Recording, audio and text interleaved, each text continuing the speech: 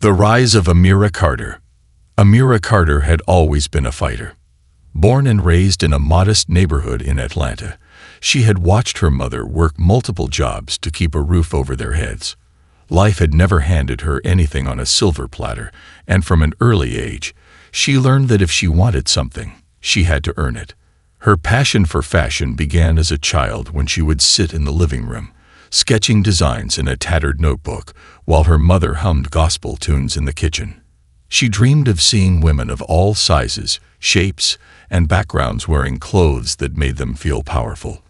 By the time she was in high school, she was already stitching her own outfits, turning hand-me-downs into unique, eye-catching pieces. Despite her talent, the journey to success wasn't easy. She worked tirelessly to put herself through college, balancing night classes with long shifts at a local boutique. She studied fashion, business, and marketing, absorbing every piece of knowledge she could. While others partied on weekends, she was building her dream. And after years of sacrifice, it finally paid off. At 26, Amira launched her own boutique, Carter Luxe, from a tiny storefront with just a handful of designs. The early days were grueling. She spent long hours sewing, personally handling customer orders, and promoting her brand on social media. Some months, she barely made enough to cover rent, but she refused to give up. Her persistence caught the right attention. One day, a well-known influencer posted about one of her dresses, and suddenly, orders flooded in. That moment changed everything. Over the next 5 years, Carter Luxe exploded into a nationwide brand. Her designs graced magazine covers, and celebrities sported her collections. She expanded from a single boutique to multiple high-end locations in major cities, and her online store brought in millions. She became one of the most successful Black female entrepreneurs in the fashion industry, celebrated for breaking barriers and redefining luxury.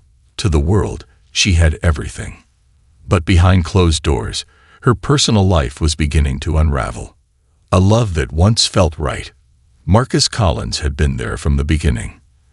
They met in college, where he had been a charming business major with big dreams of his own. Unlike Amira, Marcus came from a privileged background. His father owned a chain of car dealerships, and he had never known true struggle. Still, he seemed drawn to Amira's ambition, to the fire in her that refused to be extinguished. He promised to support her dreams, and for a while, he did. When she opened her first boutique, he stood by her side, offering encouragement. When she doubted herself, he reassured her. They built a life together, and Amira truly believed she had found her partner in success. But success had a way of revealing people's true nature.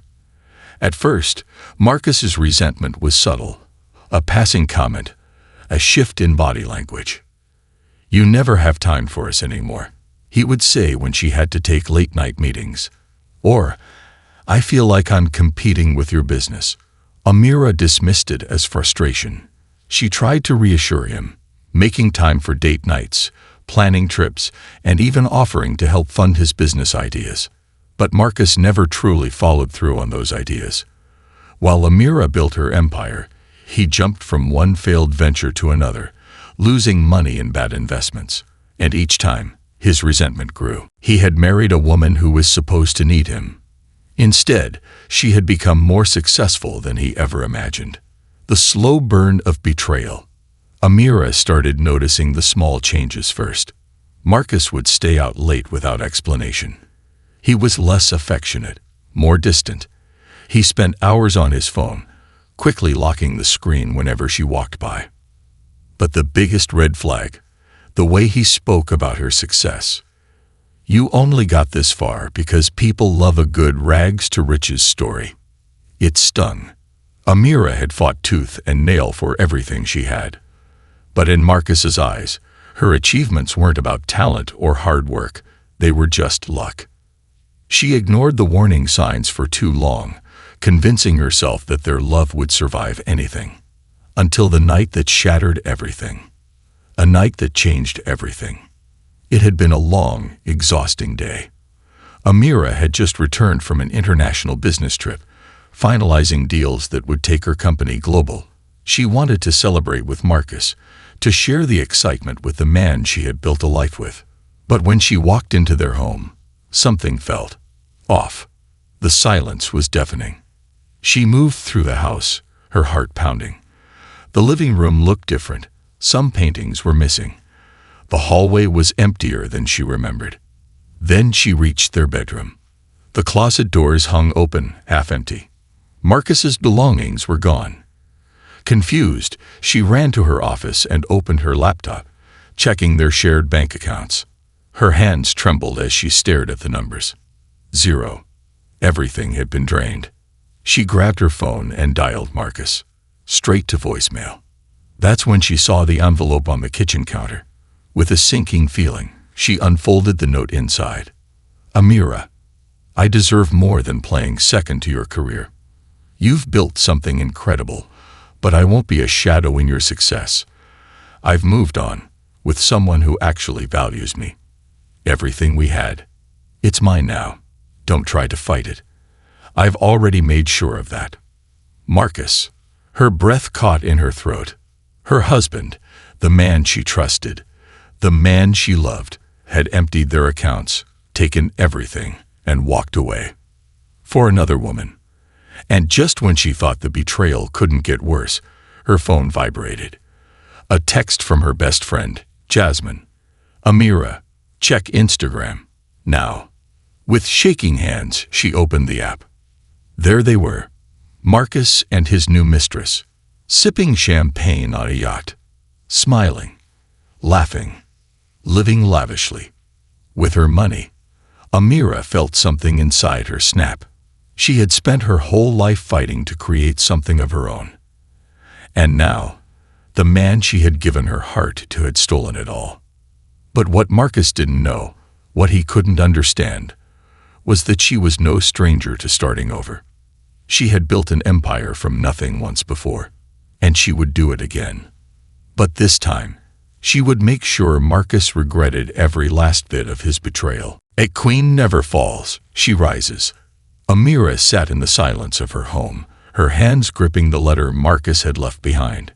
She had read it a dozen times, each word slicing deeper than the last. Her husband, the man she had loved, trusted, and supported, had stolen from her, abandoned her, and walked away as if she was nothing. Rage burned in her veins, but beneath that rage, something stronger took root. Determination. Marcus thought he had destroyed her. He was wrong. The aftermath of a betrayal. The next morning, Amira forced herself to take action.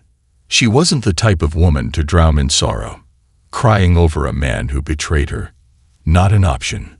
She had fought for everything in her life, and she wasn't about to let him take that away. She dressed in a crisp black blazer, her signature powered heels clicking against the marble floors as she strode into her office. Her first call was to Jasmine. He drained all the accounts, Amira said, her voice steely. There was a pause, then an explosion of anger. That broke loser really took everything. Oh, he's gonna regret that. Jasmine had been Amira's best friend since college, the ride or die who had witnessed every struggle and triumph. She had never liked Marcus. And to make it worse, he's flaunting that gold-digging girl on social media like he won the lottery.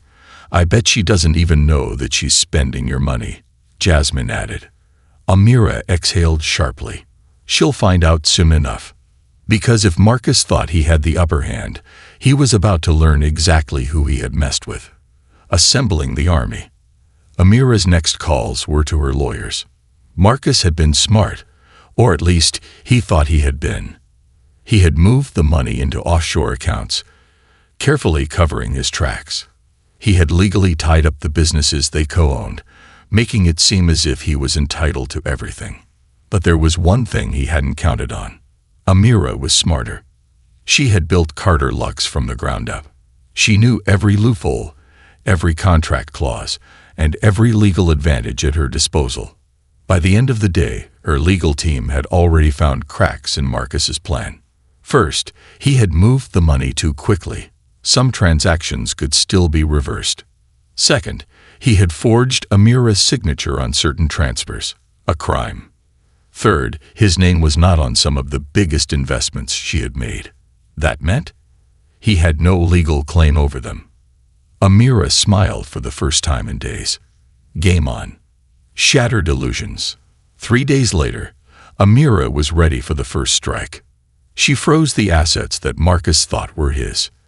The mansion he had taken, locked down. The credit cards he had been using, declined. The lavish vacations he had booked, canceled. And Marcus didn't even see it coming. He found out the hard way when his black card got rejected at a luxury restaurant. And Amira, she was sipping her coffee when she got the first text from him. Marcus, what the hell did you do? Marcus, Amira, we need to talk. Now. She laughed. Oh, now he wanted to talk. She didn't respond. Instead, she called the press. The public humiliation. Marcus had underestimated her. He had stolen from the wrong woman. Amira had connections, high-profile media, business moguls, social influencers. Within days, Carter Lux released a PR statement about her ex-husband's fraudulent actions. It wasn't vindictive. It was strategic. The moment Marcus became known as the man who stole from his powerful wife, every investor, partner, and associate he had started backing away. Even the gold-digging mistress, Tiffany, or whatever her name was, panicked. She hadn't signed up to be with a scandal-ridden loser. It took 1 week before Marcus's luxurious world crumbled. The house? Gone. The car? Repossessed. His new mistress? Ghosted. And when he finally called Amira again, this time from a motel room after being kicked out of a penthouse, she actually picked up. Amira, please, we need to fix this. She smiled. Oh, how the mighty had fallen. Fix this, she repeated mockingly. I thought you said you deserved more than being second to me. He stammered. I was wrong. You don't understand. Click. She hung up. Because Amira Carter wasn't a woman to be played with. And Marcus was about to learn just how deep his regret could go. The reckoning begins. Marcus sat in the dimly lit motel room, staring at the ceiling. The air smelled of cheap cigarettes and despair, a sharp contrast to the marble floors and crystal chandeliers he had grown used to. He ran a hand through his unkempt hair, his once tailored suit now wrinkled and stained. Just 2 weeks ago, he had been living his best life. Luxury cars, extravagant vacations, and a young, beautiful woman hanging on his arm. And now, his bank accounts were frozen. His assets were seized. His so-called friends were nowhere to be found. He had tried everything, calling old business contacts, trying to withdraw hidden funds, even pleading with Tiffany to stay. But Tiffany wasn't interested in a broke man. Her last words had been a sharp slap to his pride. You have nothing left. Why would I stay? She had packed her designer bags that Amira's money had bought, and walked out. Now, all Marcus had was his regret.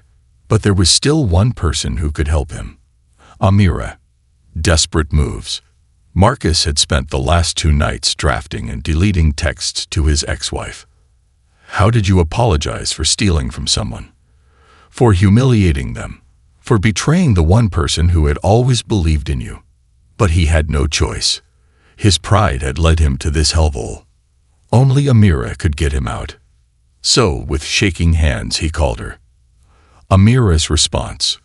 Amira was sitting in her penthouse, sipping on a $2,000 bottle of wine she had been saving for a special occasion.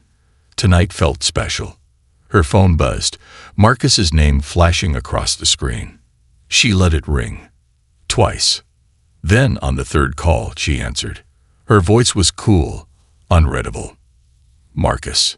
A pause. Then his voice, strained, desperate. Amira. Listen, I know I messed up. I was stupid.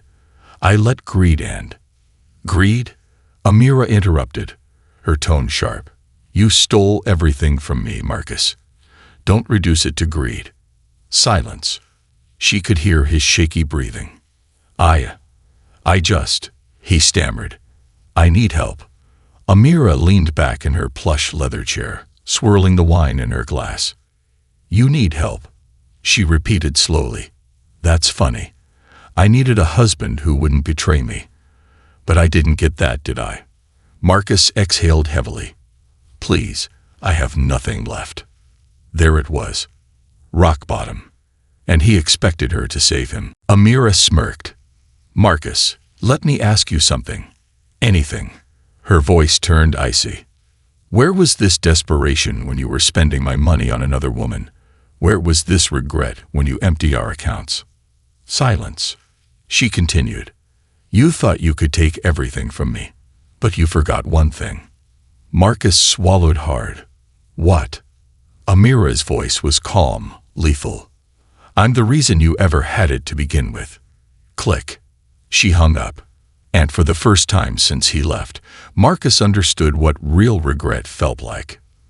Marcus tries to fight back. Amira assumed that would be the end of Marcus. She assumed he would disappear, fade into obscurity, living off whatever scraps he could find. But Marcus had one last card to play. Revenge. He couldn't accept that Amira had won. So, he did the only thing a weak man knows how to do. He tried to destroy her reputation. Within days, Marcus appeared in interviews, painting himself as the victim. He claimed Amira had manipulated him, that she had set him up to fail, that she had used her power to ruin his life. The headlines screamed, Amira Carter's ex-husband speaks out. She took everything from me. Billionaire black businesswoman leaves ex-husband homeless. Justice or revenge? Marcus Carter, a broken man, betrayed by the woman he loved. Amira saw the articles. She read every lie. And she laughed. Because Marcus had just made his biggest mistake yet. He had declared war. And Amira never lost. The ultimate revenge. Amira didn't need to respond publicly. She had more power than that. Instead, she let her lawyers handle it. Marcus had defamed her name. And that was something the court system took very seriously. Within weeks, Marcus was served with a multi-million-dollar lawsuit for defamation and fraud. His last supporters, they vanished. His remaining money, spent on legal fees. His future, destroyed. And just when he thought it couldn't get worse, Amira made one final move. She bought the motel he was staying in. Yes, she bought the damn building. And fired him as a tenant. One morning, Marcus woke up to an eviction notice taped to his door. At the bottom, in elegant gold letters, it read, Ownership change, AC Enterprises. His ex-wife. She had kicked him out of his last refuge, the final encounter. Amira stood outside the motel the next day, watching as Marcus was escorted out with his last 2 bags of belongings. He looked defeated. She approached him, heels clicking against the pavement. Where will you go now, Marcus? She asked, her tone almost amused. He looked at her, eyes hollow, shoulders slumped. You won. Amira tilted her head. Oh, Marcus. She leaned in. I won the moment you left me. She smiled, turned around, and walked away. And Marcus, for the first time, he realized. He hadn't just lost money. He had lost a queen. And that was his real regret. The price of betrayal. Marcus sat on the curb outside the motel, gripping his last 2 bags of belongings. He had nothing left. No home, no money, no reputation, just regret. He looked at the eviction notice again. AC Enterprises, Amira Carter. His ex-wife had bought the very roof over his head, just to take it away. Marcus let out a bitter laugh. He had underestimated her. He thought he could steal from her, betray her, and walk away unscathed. But Amira Carter was not a woman to be crossed. And now, for the first time in his life, he truly understood what power looked like. A man with no options. Marcus had burned every bridge. He had no friends left, no family willing to help. Even Tiffany, The gold-digging beauty he had left Amira for had moved on. She was now dating a tech billionaire. Marcus had seen the headlines. Tiffany Lane spotted on Yak with new mystery millionaire. His former mistress had done what she always did, upgraded, leaving Marcus in the dust. Again. With no options left, he found himself sleeping in his car. A once luxurious Bentley, now his only shelter. But soon, even that was taken. The repo men showed up at dawn. Marcus barely had time to grab his bags before they towed the car away. Now he was truly homeless, and no one cared. Meanwhile, Amira thrived. While Marcus was fading into obscurity, Amira was flourishing. Her business had doubled in value. Her name was everywhere. Magazine covers, interviews, Forbes lists. She was a powerhouse, a self-made billionaire. And the world admired her. But Marcus, he was just a footnote in her success story. The ex-husband who tried to bring her down, only to be destroyed. Marcus's last desperate move. Marcus was at his lowest. He had nothing to eat. He slept on park benches, and the only clothes he had were the ones on his back. But despite everything, he wasn't ready to accept defeat, so he came up with one last, desperate plan. He would go to Amira's office, face her, and beg. The final confrontation. Marcus arrived at AC Enterprises in torn shoes and a dirty shirt. Security almost didn't let him in. But when he gave them his name, they exchanged a look and let him through. They knew. They had seen the headlines, and they wanted to see how this would end. Marcus stepped into Amira's office. She sat behind a massive glass desk, dressed in an elegant black power suit. Her expression was unreadable. For a long moment, she just looked at him. Then, finally, she spoke. "You look different." Marcus swallowed. I need help." Amira leaned back, arms crossed. "Help," she repeated, raising an eyebrow. "The last time we spoke, you were blaming me for your downfall." Marcus's throat tightened. "I was wrong." Amira tilted her head. "Go on." "I lost everything. Amira. You were right. I should have never betrayed me," she finished for him. Marcus nodded, ashamed. Amira studied him for a moment. Then, to his surprise, she sighed. "You know what, Marcus? Part of me actually feels sorry for you." Hope flickered in his tired eyes. "Amira, please." She held up a hand. "But," her voice was firm, "feeling sorry for you doesn't mean I'll save you." Marcus's heart sank. "Please, just a second chance." Amira let out a cold laugh. "A second chance? Marcus, I gave you a life most men could only dream of. And what did you do with it?" Silence. "You stole from me." Her voice was sharp now. "You humiliated me. And when you thought I was powerless, you walked away without a care in the world." She leaned forward. "Tell me, Marcus, why would I ever save you?" Marcus had no answer. Because deep down, he knew she was right. He had been a fool. A greedy, selfish fool. And now, he had lost the only person who had ever truly cared about him. The end of the road. Amira stood up, walking past him toward the door. "Security will escort you out." Marcus's chest tightened. "Amira, wait." She paused, but she didn't turn around. "Goodbye, Marcus." And with that, she walked away. Marcus stood there, feeling the weight of his own downfall, his betrayal, his greed.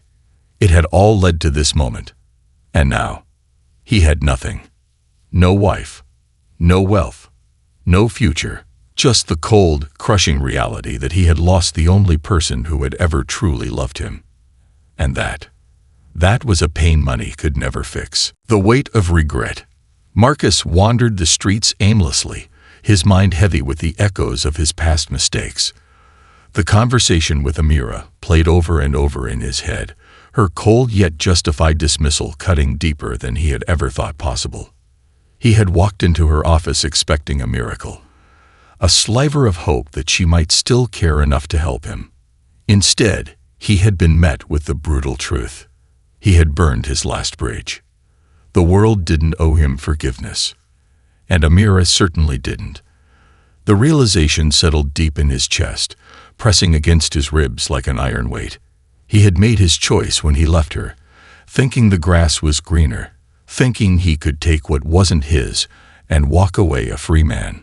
But karma had its way of evening the scales, and now he had lost everything. The fall from grace. Marcus found himself in a homeless shelter, sitting on a cot with a thin blanket that did little to shield him from the biting chill of the night. The man beside him, an elderly veteran with a long, grizzled beard, stared at him curiously. "You don't belong here." Marcus glanced at him, a bitter smile forming on his lips. "You'd be surprised." The man chuckled. "Let me guess. Lost your fortune, lost your girl, lost your dignity." Marcus's expression darkened. He didn't need a stranger spelling out his mistakes for him. But he nodded. "Something like that." The old man let out a slow sigh. "I've seen your type before. You get a taste of power, and you think it's forever. You start thinking you're invincible, until life reminds you that you're not." Marcus remained silent. There was nothing left to say. He had spent his whole life chasing more money, more luxury, more women. And in the process, he had lost the one thing that truly mattered. Love. Real, unwavering love. He had it with Amira, and he threw it away. Amira's unstoppable rise. While Marcus struggled to find his next meal, Amira's success soared to even greater heights. Her business empire had expanded overseas. She had secured major brand deals with top-tier designers. And most importantly, she was happy. No longer burdened by betrayal. No longer tethered to a man who had never deserved her in the first place. Marcus saw her success in every magazine stand he passed, in the TV screens at store windows broadcasting her latest achievements. It was like the universe was taunting him, reminding him of what he could have had, if only he hadn't been so blinded by greed. But no reminder was as painful as what happened next. A ghost at the gala. Months later, Marcus was sitting outside a restaurant, hoping someone might leave behind scraps. His once proud, towering figure had shrunk, his suit replaced by a thin, ragged jacket. Then, out of nowhere, he saw her, Amira, stepping out of a sleek black limousine. She looked radiant, powerful, untouchable, dressed in a breathtaking designer gown, surrounded by high-profile executives and celebrities. But that wasn't what sent a dagger through Marcus's chest. It was the man at her side. A tall, sophisticated businessman. Handsome. Successful. The type of man Marcus had pretended to be. He watched as the man placed a protective hand on Amira's lower back, whispering something in her ear that made her laugh. It wasn't the forced, polite laugh she had given Marcus toward the end of their marriage. No, it was genuine. Free. Like a woman who had finally found peace. And then, she saw him. Their eyes met across the street. For a fleeting second, Marcus thought he saw something in her gaze. Recognition, perhaps even sympathy. But then, just like that, she turned away. And without a second glance, she disappeared inside the gala, her new life wrapped around her like a protective shield. Marcus's final realization. That was the moment it truly hit him. She was gone. Not just physically, but emotionally, mentally. She had moved on. And for the first time in his life, Marcus understood what true regret felt like. Not the kind of regret that comes with losing money or status, but the kind of regret that settles deep in your bones, the kind that haunts you at night, the kind that whispers, "You had it all, and you threw it away." The streets of regret. Marcus wandered aimlessly through the city, the lights flickering like ghosts around him. He thought about all the times Amira had supported him, believed in him, and how he had repaid that love with betrayal. for a woman who had never loved him back. Tiffany was gone. His money was gone. His home was gone. And the only person who had truly cared about him. She was happier without him. For the first time in his life, Marcus wished he could go back. Back to the moment he had met Amira. Back to the night he had walked out on her. Back to the moment he had chosen greed over love.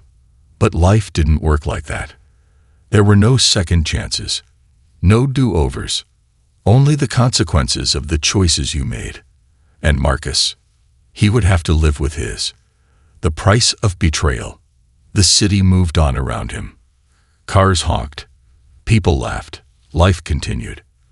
But for Marcus, time had stopped. He was nothing more than a man standing in the cold, watching a world he no longer belonged to. He had traded love for lust, loyalty for greed. And now he had paid the price, a price far greater than money, a price he could never undo. Marcus Carter was a ghost, a man who had once been everything, and was now nothing at all. The loneliest road, the empty silence. Marcus had always been a man who thrived in the noise of life, the chatter of expensive restaurants, the smooth jazz of high-end lounges, the hum of admiration whenever he walked into a room. But now, silence was his only companion.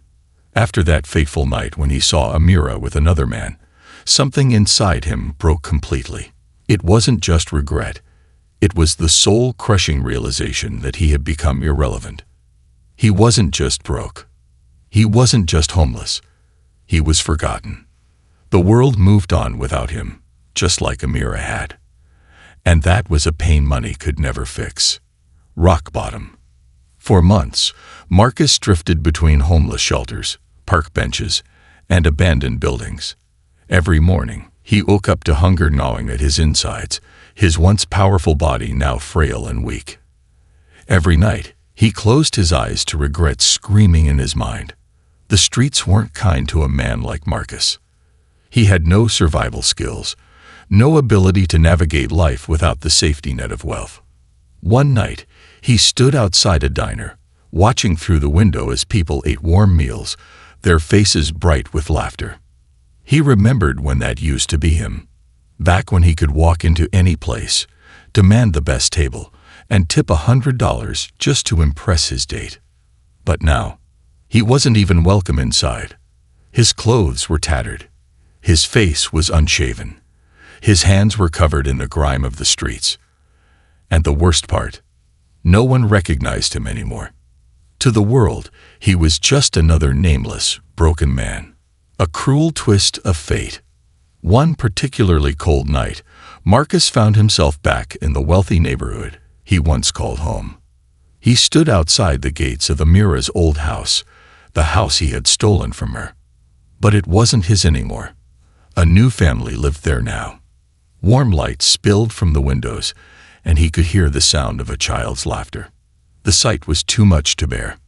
He stumbled away, his breath coming out in ragged gasps. This is what I deserve.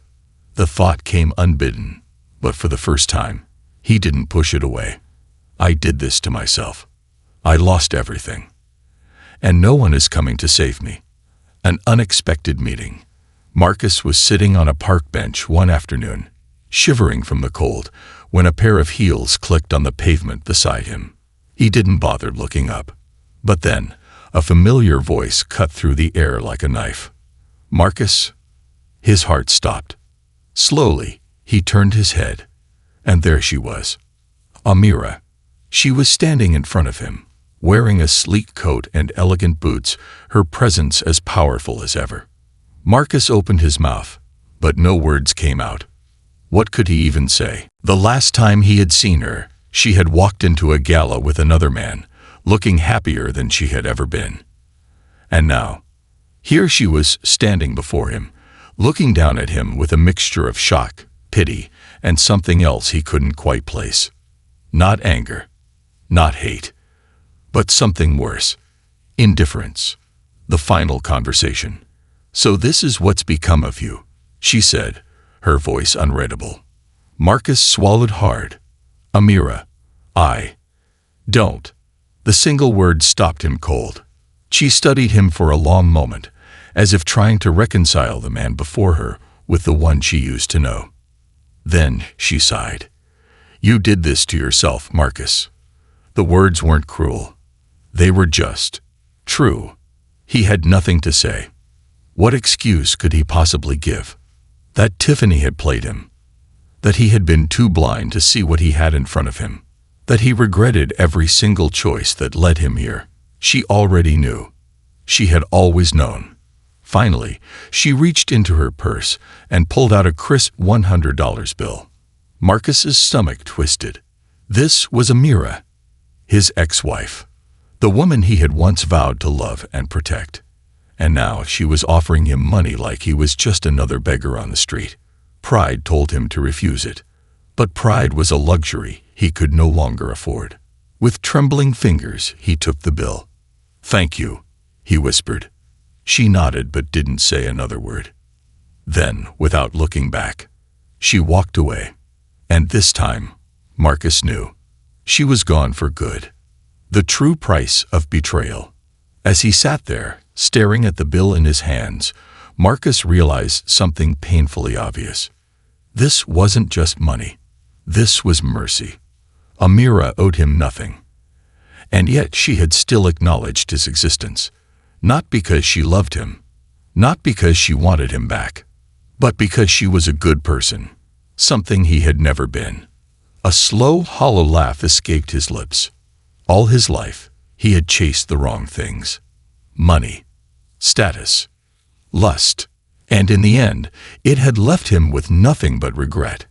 He had thought he could take everything from Amira and walk away unscathed. But karma never forgets. And now he was paying the ultimate price, a life where he was nobody, where Amira was happier without him, and where the only thing left for him was the cold silence of the streets.